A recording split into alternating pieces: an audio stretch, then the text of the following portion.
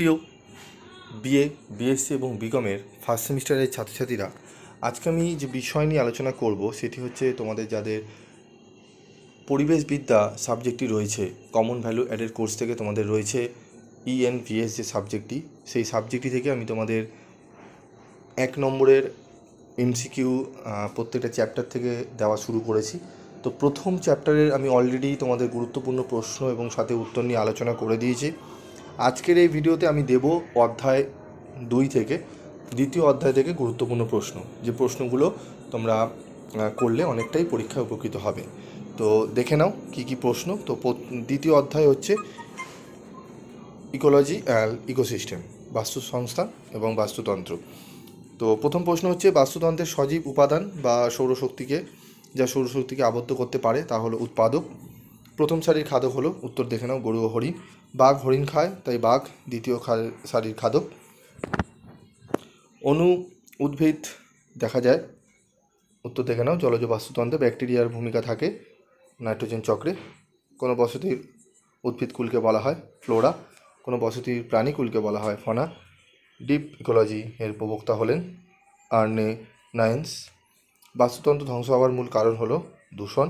Population explosion গ্রন্থটি রচয়িতাকে মালথাস। একটি এভিক ফনার উদাহরণ দাও, ময়না। আরাবল্লী অঞ্চল মরুগ্রাসে পতিত কারণ অত্যাধিক পশুচারণ এবং যথেজ বনচ্ছেদন। জলাভূমি হলো জল ও স্থলের বাস্তুতন্ত্রের সন্ধিস্থল। পরজীবী খাদ্য শৃঙ্খলে উৎপাদকের ভূমিকা নেই। শক্তি পিরামিডকে প্রবাহিত শক্তির উৎস হলো সূর্য। খাদ্য পিরামিড সর্বপ্রথম উদ্ভাবন করেন এলটন।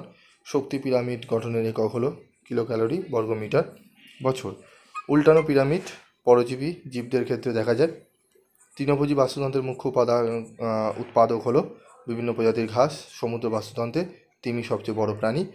বাস্তুতন্ত্রের যে সজীব উপাদানটি বায়ুর নাইট্রোজেন স্থিতাকরণে কার্যকরী হয় তা হলো ব্যাকটেরিয়া, একটি স্বভোজী জীব হলো। বাস্তুতন্ত্রের শক্তি প্রবাহের জন্য প্রয়োজন খাদ্য শৃঙ্খল। সর্বভোগ হলো আরশোলা এবং মানুষ। বাস্তুতন্ত্র পরিবেশের গঠনগত কার্যগত একক, এই ধারণার প্রবর্তক হলেন ট্রান্সলে। রিজার্ভ পুলে রাসায়নিক পদার্থ আবদ্ধ থাকে। অপেক্ষিত দীর্ঘস্থায়ী বাস্তুতন্ত্র হলো সমুদ্র বাস্তুতন্ত্র। বাস্তুতন্ত্রের যে উপাদানটি পচনশীল নয় তা হলো পলিব্যাগ। নেকটন নিজস্ব শক্তিতে স্থানান্তর যায়। সামাজিক বনসৃজনের মাধ্যমে ভূমিক্ষয় রোধ করা সম্ভব, জল সংরক্ষণ সম্ভব, প্রাকৃতিক সম্পদের ভারসাম্য রক্ষা করা সম্ভব। ওপরে সবকটি। অরণ্যায়ন শিল্পের চাহিদা মেটাবে ও পশুখাদ্য সরবরাহ করবে। পতিত জমির অন্তর্গত হলো মরুভূমি ও নোনাভূমি। বাস্তুতন্ত্রে উৎপাদক যে খাদ্য তৈরি করে সেই খাদ্য খেয়ে বেঁচে থাকে প্রথম সারির খাদক। প্রগৌণ খাদক হলো ভেটকি মাছ। বাস্তুতন্ত্রের দ্বিতীয় সারির খাদক হলো ব্যাঙ, বাঘ, সিংহ। বিয়োজক খাদ্যের জন্য নির্ভর করে মৃত জীবদেহের ওপর, সালোক সংশ্লেষের জন্য বায়ুর প্রয়োজনীয় উপাদানটি হলো কার্বন ডাইঅক্সাইড। উৎপাদক তৈরি করে শর্করা জাতীয় খাদ্য। সৌরশক্তিকে নিজ দেহে আবদ্ধ করতে পারে ক্লোরোফিল ধারণকারী জীব। সালোক সংশ্লেষে পরিবেশ অক্সিজেন ও কার্বন ডাইঅক্সাইড। চলো পরবর্তী প্রশ্ন। প্রাণী সম্পদ রক্ষা করার জন্য প্রয়োজন প্রাণী ও তার পরিবেশ সম্পর্কে জ্ঞান। প্রাণী বাঁচতে পারে না উদ্ভিদ ছাড়া। স্বাদু জলের ইকোসিস্টেম দেখা যায় পুকুরে ও নদীতে। ভৌত পরিবেশ তৈরি হয় মাটি, আলো ও বাতাস নিয়ে। নোনা জলের ইকোসিস্টেম দেখা যায় ভারতের সম্ভার হ্রদে। চিল্কা হ্রদের বাস্তুতন্ত্র গড়ে উঠেছে নোনা মিঠা জলে।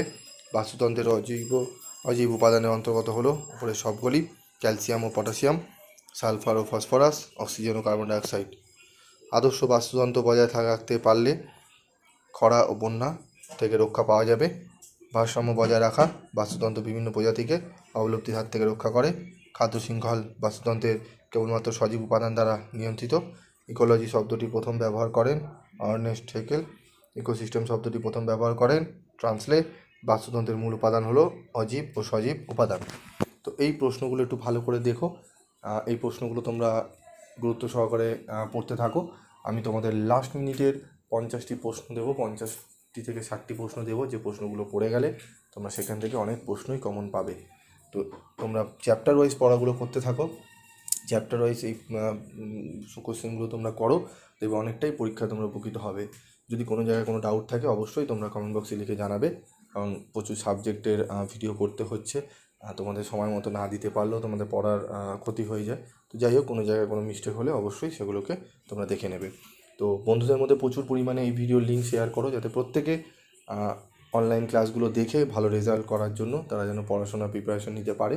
তো পিভি স্টাডি ক্লাস তোমাদের সেইভাবেই কিন্তু প্রত্যেকটা সাবজেক্টের ওপর নোটসের আলোচনা তোমাদের চ্যানেলের মারফতে করে দেয়, এবং তোমাদের পিডিএফ নোটস যদি দরকার পড়ে, তোমরা যদি চাও পিডিএফ নোটস কালেক্ট করতে, তাহলে অবশ্যই তোমরা যোগাযোগ করে পিডিএফ নোটস কালেক্ট করে নিতে পারো সামান্য রেমুনারেশনের বিনিময়ে। তো আজকের মতো এইটুকুই, দেখা হচ্ছে পরবর্তী ভিডিওতে। সকলে ভালো থেকো, সুস্থ থেকো।